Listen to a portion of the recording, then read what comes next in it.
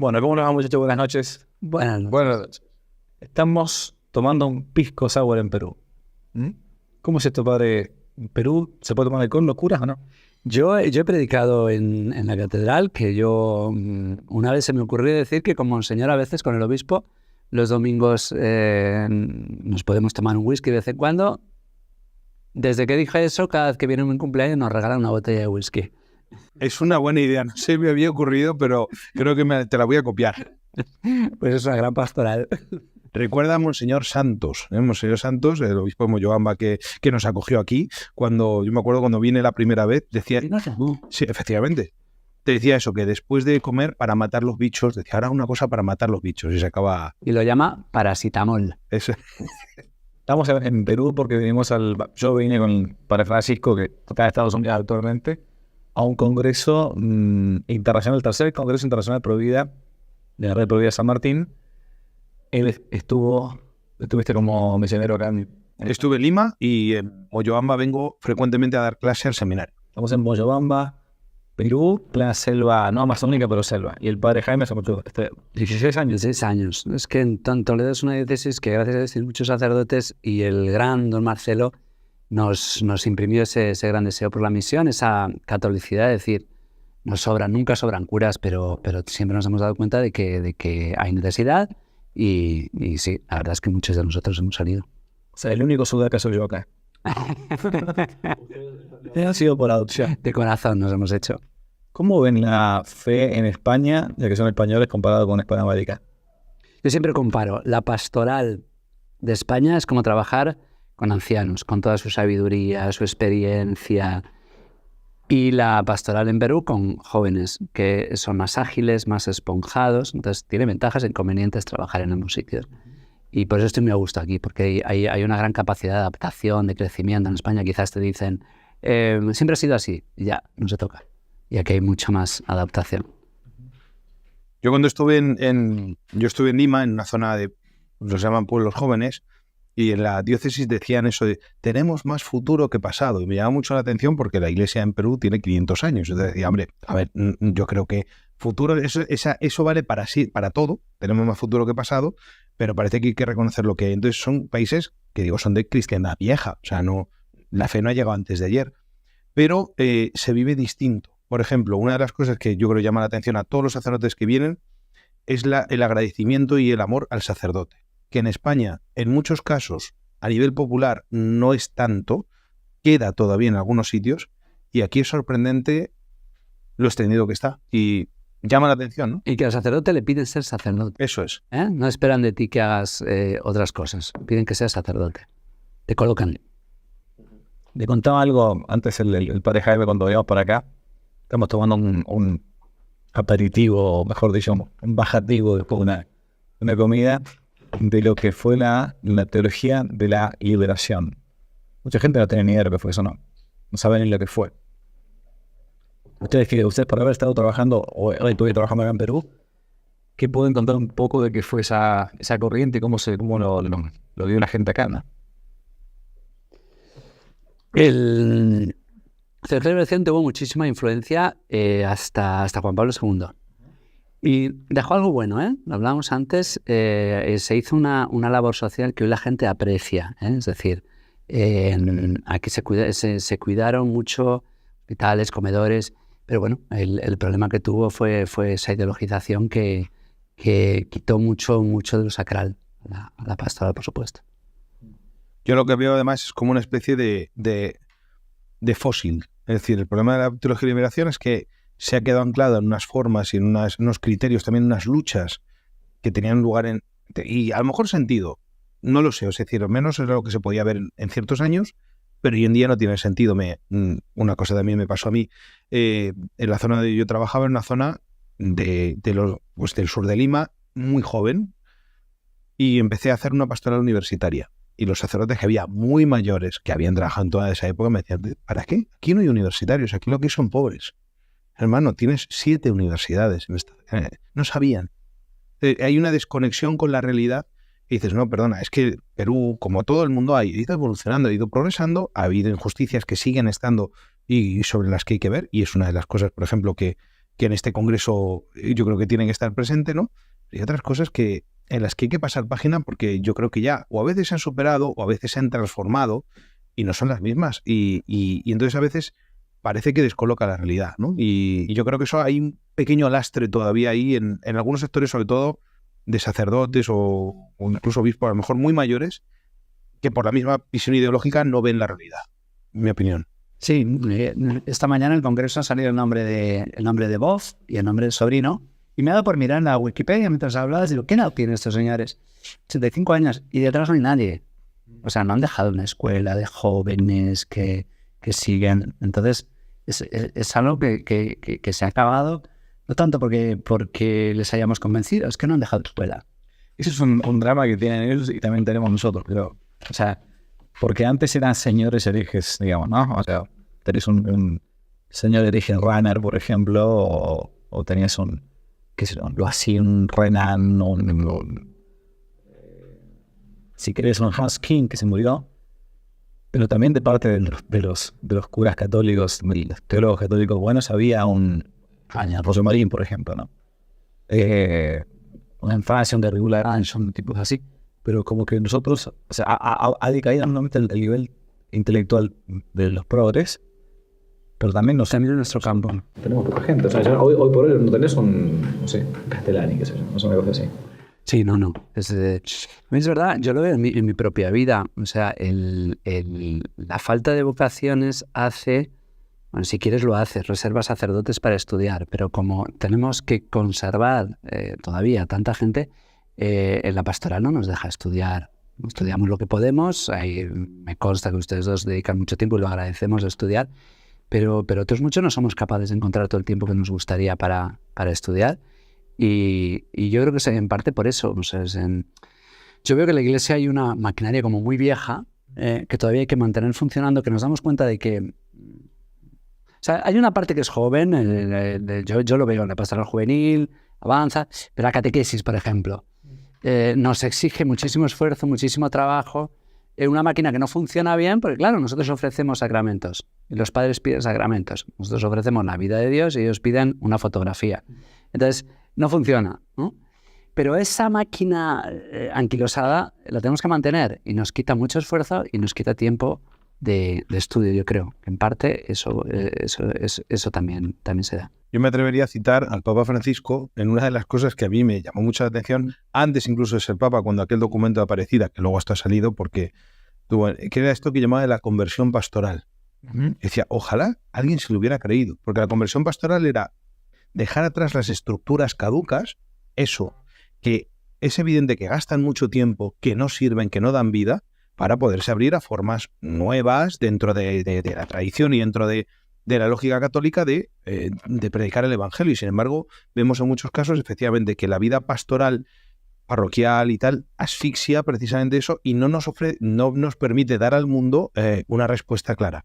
Y ahí hay recomiendo muchas veces, también se lo puse a mis jóvenes aquí en Perú muchas veces cuando estaba, hay un vídeo de Thomas Booth Jr., que escribió aquel libro, ¿no? Cómo la Iglesia Católica construyó la civilización occidental.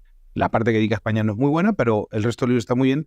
Tiene un vídeo que son 20 minutos que se dedica a explicar cómo los primeros cristianos se enfrentaron a enemigos intelectuales de un nivel altísimo, y él habla de los platónicos, por ejemplo, y tal, y sin embargo, y luego hace una descripción de lo que hoy tenemos en el panorama filosófico, cultural, artístico y tal. Y entonces acaba diciendo, ¿cómo podemos estar perdiendo contra estos tipos? ¿No? O sea, es como una llamada de decir, oye, hay que ponerse a estudiar, a producir, porque el problema es ese, el bajo nivel que tienen ellos nos está jalando para abajo a nosotros, pero es que encima estamos perdiendo contra gente que no merece la pena casi ni dedicarles tiempo, como yo que sé, pues ateos como Richard Dawkins y todos estos que son claramente, o sea, muy limitados intelectualmente, ¿no? Cuando tenías grandes filósofos y los santos padres se dedicaban a escribir contra ellos cosas de una magnitud enorme, ¿no?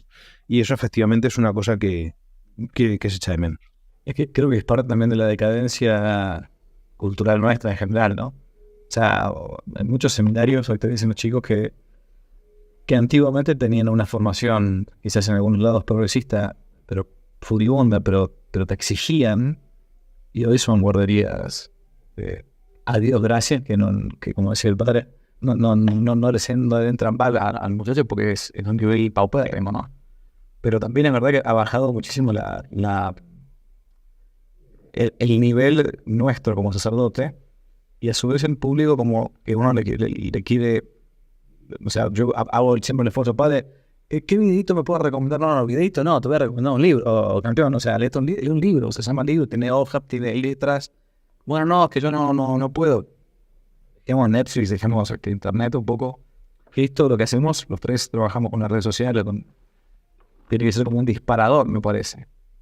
Pero después hay que buscar de vuelta, uno no está buscando suscriptores, está buscando militantes, o sea, católicos militantes. Pero creo que en gran parte es un tiempo difícil para la profundidad, ¿no? Yo no soy el padre Jaime, pero a mí una cosa que me llamó mucho la atención viniendo al Perú, como viniendo a países de América, supongo que será así, es las oportunidades desaprovechadas. España, por ejemplo, es un país donde todo está ya estructurado, todo está organizado. Es imposible crear un colegio. No es imposible, pero es muy difícil. Es casi imposible crear una universidad. Es difícil hacer algo porque ya está todo hecho. O sea, y parece que, y además está todo copado. La universidad la tienen los comunistas, los colegios los tienen, bueno, pues ahora todos los lobbies y todas las cosas. Ahora uno llega aquí a zonas humildes, ¿no? Y dice, bueno, está todo por hacer. Aquí todavía se puede hacer muchísimo. Lo que pasa es que nos quedan muchos años, ¿eh? Ya, nos quedan, no sé, 10, 20 años, que lo que no hagamos ahora nos lo van a dejar porque el secularismo viene, galopa. Además, con menos defensa, porque aquí en la casa más pobre Internet llega. Entonces tienen aún menos defensa. Si en España decía que aquel vicepresidente de España no la va a conocer ni la madre que la parió, y ya han tardado 40 años en darle la vuelta a España, aquí en menos tiempo le dan la vuelta. Pero todavía estamos en unos años donde hay religiosidad natural. Aquí no irán a misa, pero de Diosito habla todo el mundo. Aquí no hay ateos. Hasta que no llegas a la universidad con profesores no te encuentras gente que niegue la existencia de Dios.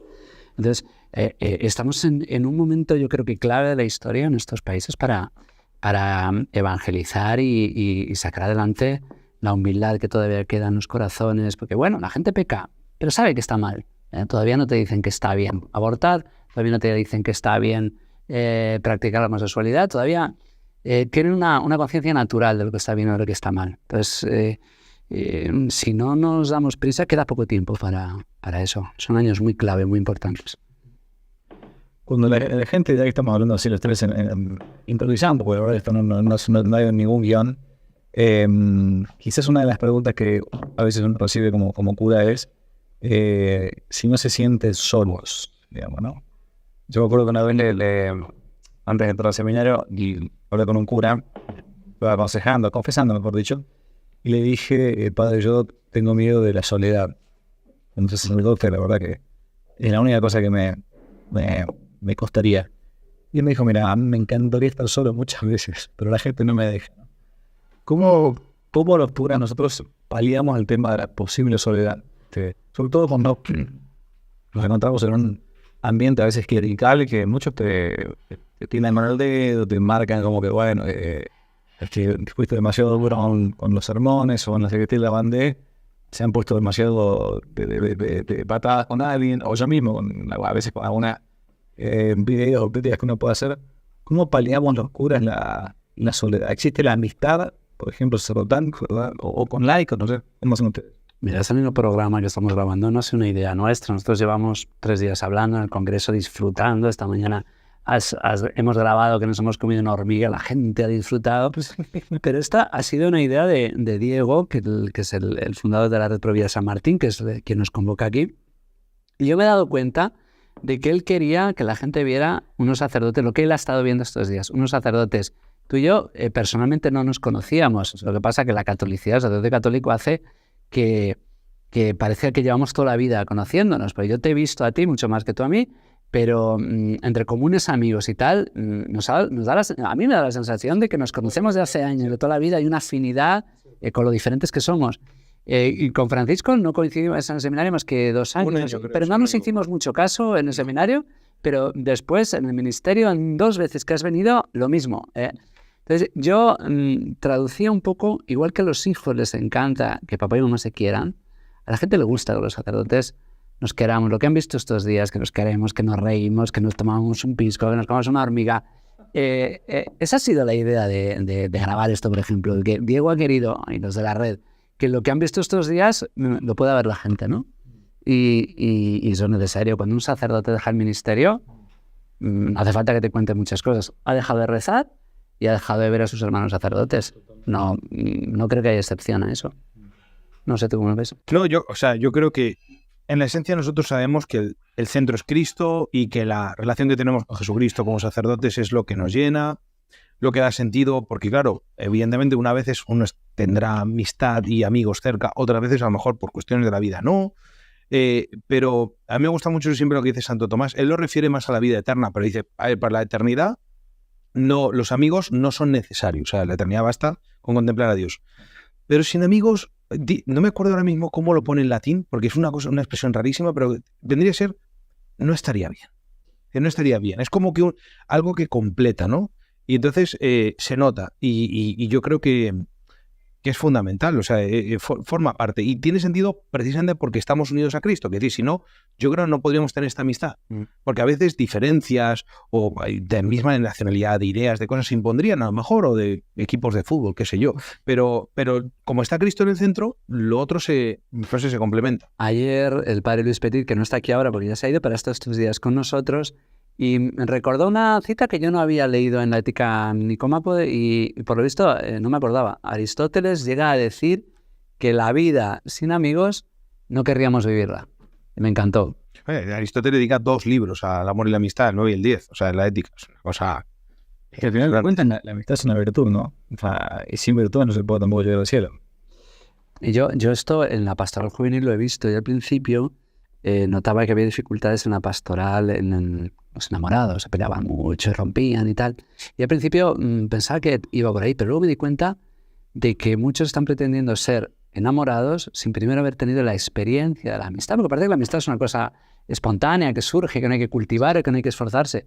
Y me di cuenta enseguida que no, que primero hay que enseñarles a ser amigos. Y yo eso lo digo muchísimo. Si tú no tienes experiencia de amistad, no puedes tener experiencia de enamoramiento. Puedes enamorar, pero no funciona tú de tu enamorada. Primero tienes que ser amigo. Y como ahora se queman etapas, enseguida se empiezan a besuquear y no funciona eso. La experiencia de la amistad, que yo no la tuve en la secundaria, yo me sentía que era el último cristiano que quedaba en el mundo. En mi experiencia, solo con mis hermanos podía compartir la fe. Yo conocí la amistad en el seminario. Que yo, pues a los 15, 16 años, podía salir, tomarme una cerveza con compañeros y decía, esto no daría en la vida por mí. Y en el seminario, lo hablábamos hoy, una de mis primeras experiencias del seminario era ver 3 o 4, que tú eso también lo has vivido, 3 o 4 seminaristas caminando, que cuando era más de 4, el quinto se ponía las espaldas y caminaba. Eso es muy de monjes también. A mí eso me encanta, yo nunca lo había visto. Pues en el claustro, 3, pero si había ya un quinto, 4 y un quinto, o 2 más iban de espaldas y caminaban así. Para ir mirándose, para poderse ver, para no ir caminando así. Entonces, y poderte escuchar. Yo del seminario, uno de mis primeros recuerdos era ver con envidia, luego enseguida yo formé parte de esos grupos de paseos por el claustro hablando los seminaristas, ¿no? La amistad sana que hoy la pornoexégesis y todo eso no permite. Que es otro tema que hablamos, la inocencia en la que nos hemos formado en el seminario. Le contaba al padre Javier que en el seminario no nos dejaban visitar a un compañero seminarista a su habitación. Eso es lo que decía, ¿sí? No nos dejaban visitar a otro y desobedecíamos. Íbamos a la habitación de otro, incluso a veces con chorizos. ¡Ay, que nos ha pillado el formador! Yo de verdad, en mi inocencia, jamás pensé que ese artículo estaba puesto ahí para que no hubiera homosexualidad. Jamás. Y había una cama ahí. Jamás se me pasó por la cabeza. Siempre pensamos que era para que estudiásemos Para más. estudiar, claro, para no molestar al de al lado, porque estuvieras... Años después, Sí. descubrí yo por qué está esa norma en el seminario. Y doy unas gracias a Dios por esa inocencia a la que nos formamos. Es terrible cómo se ha manchado la amistad. Lo ves como cuando hablan, por ejemplo, del cardenal Newman, de no sé de cuál... me hace muy triste, por ejemplo, hay un cisterciense... Beato, el rey de Rieval, el Beato Santo, porque en aquella época te liabas un poquito. La amistad espiritual es un libro precioso para amistad entre monjes, que uno hoy, y de hecho, ya sabéis, hay este famoso obispo de Saltillo, ¿no? Raúl Vera, cuando él creaba sus grupos de promoción de la homosexualidad, que lo había, lo llamaba grupos San Elredo, porque lo ponían como si lo que él hablaba de amistad espiritual, pero no está hablando de homosexualidad, perdona, ¿pero por qué? Entonces es tan terrible, y yo creo que una frase de Luis, ¿no? que no me acuerdo ahora mismo cómo es más o menos, pero viene a decir eso, cómo el mundo moderno ha hecho, o sea, ha pervertido tanto la mente que es incapaz de entender la amistad entre hombres. Dicho eso, lo limpias de corazón. Entonces, David y Jonatán, necesariamente, ya que bonita es la amistad de David y Jonatán, un Jonatán que está dispuesto a renunciar a su trono por la amistad, pues son homosexuales. El centurión, Exacto, ahora en este año en el comentario del Evangelio he visitado una editorial católica en España. Un sacerdote secularizado que dice, pero dándolo por hecho, yo lo había oído, pero ya en un comentario que se vende en las librerías religiosas de toda España, y entonces el centurión, si pedía un milagro para el siervo, era porque era homosexual. Y yo digo, es que no hay limpieza para ver un amor de amistad en el que no hay sexualidad. No son capaces de verlo. Sí, por un lado es la bajeza de todo eso. También por otro lado está el exceso al contrario. Por ejemplo, la famosa devoción moderna, ¿no? Planteaba que toda amistad era una amistad particular. También. Por lo tanto, no había posibilidad de una amistad sana. Porque no había posibilidad del punto medio virtuoso que implicaba, bueno, intentar buscar el bien para el otro. No. Es así. ¿Cómo vemos la iglesia hoy en día? ¿Cómo le explicamos a un chico joven cómo está la iglesia? Madre mía, ¿cuánto tiempo tenemos? 3 días. Un par de 3 litros de pisco y seguimos hablando. No, lo último, si terminamos, porque si no, es tarde. Bueno, a mí me gusta mucho decir que hace falta fe para creer en la Eucaristía, para creer que en ese trozo de pan blanco está el Señor. Hace falta mucha más fe para creer en la Iglesia, para creer que esta pandilla de energúmenos traemos a Dios a la tierra, perdonamos pecados. Pero cuando uno da el salto a la fe y ve que a través de que es un milagro que nos hayamos cargado la Iglesia en todos estos siglos y ni siquiera ahora somos capaces de cargarnos la Iglesia, entonces que a pesar de nuestros pecados, de todas las maldades que puede haber, la santidad que hay en la Iglesia, la gracia que se transmite a través de la Iglesia, porque bueno, yo intento, a veces creo que no lo... Yo siempre digo que tenemos que tener un 25% de denuncia y un 75% de anuncio. Pasa que yo hago los reels y los que son de denuncia se expanden. Este cura broncas, este siempre está enfadado, siempre está hablando del pecado. No, hombre, que tengo otros que no reenvían tantos, pero que es una gracia enorme, ¿no? Entonces sí, hay cosas terribles en la iglesia y hay que denunciarlas, pero es una gracia inmensa haber nacido, crecido, vivido y Dios quiera que muerto en la iglesia, ¿no? Es algo maravilloso. Yo creo que vivimos en una época... a mí últimamente me está llamando mucho la atención. Se estrena ahora esta película aquí en América de Vencer o Morir. Aprovecho para hacer publicidad porque bueno, pues me gustó mucho y obviamente de la vendé, ¿no? Pero moviendo un poquito el tema de la épica cristiana, ¿no? La épica que nos enseña a las entregas grandes en las cosas importantes, ¿no? Los hombres importantes, las historias importantes. Vivimos una época que es necesario la épica, es decir, estamos luchando una batalla posiblemente como no la ha habido nunca por salvar la iglesia y los que seamos fieles en este momento en el equilibrio tan difícil de ser fiel sin desfallecer y sin caer en el, no sé, ¿cómo diría? Derrotismo. No solo en derrotismo, sino en el servilismo hacia... porque sabemos que tenemos una crisis de autoridad, una crisis de todo. Sí, o sea, eso de decir, bueno, me da igual cómo está la iglesia, yo buscar lo mío, voy a buscar mi carrera, voy a buscar tal, ¿no? No, voy a aceptar el martirio que me puede venir bien desde el mundo, bien desde la iglesia, también eso sí, donde sea, pero voy a ser fiel. Ese punto de fidelidad que yo creo que los tres lo vimos tan difícil de encontrar, yo no digo si mañana se van a cantar gestas épicas sobre nosotros, pero se recordará esta época como la de aquellos que han sido capaces de ser fieles, sin llevarse ni para un lado, sin dejarse llevar ni para un lado ni para otro.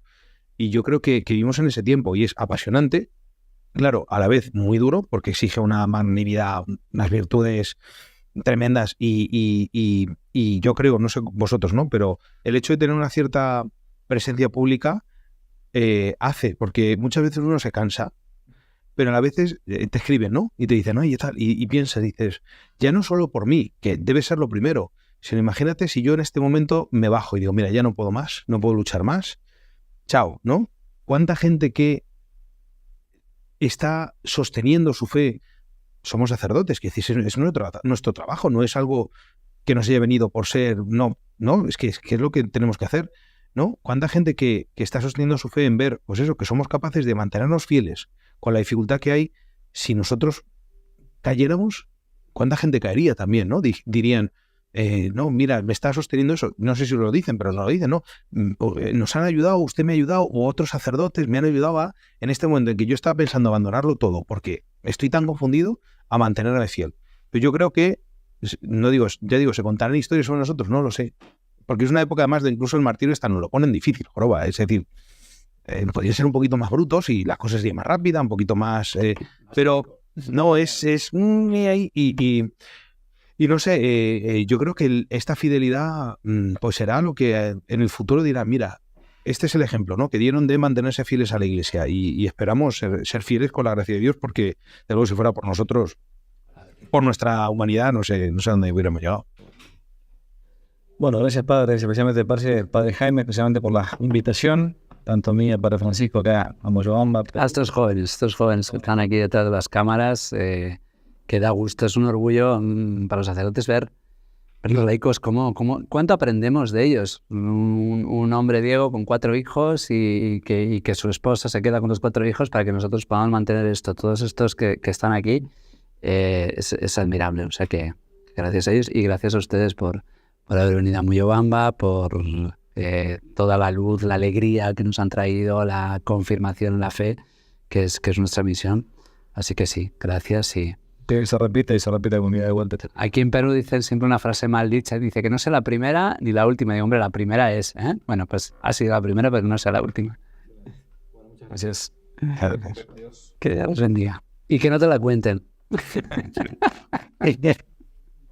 Si les gustó el video, aparte de suscribirse, activar la campanita y comentar, en la descripción de este video se van a encontrar con el link de la plataforma Patreon, un modo concreto de apoyar este apostolado que intenta hacer una contrarrevolución cultural y espiritual. Dios les bendiga y que no te la cuenten.